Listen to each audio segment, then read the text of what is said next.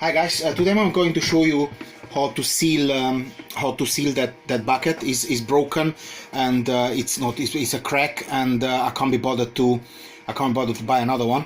So I will eventually, but for now I'm going to show you.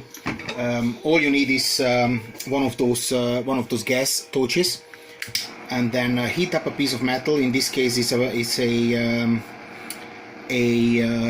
fork, but it doesn't matter. It can be a spoon or anything else. A piece of round metal, not a problem. Make sure you heat it up, and always be very careful not to burn, obviously not to burn your fingers. And now when it's reasonably hot, then you just go there and pull it through, just like this. Yeah, just like this. Yeah, and the job is done.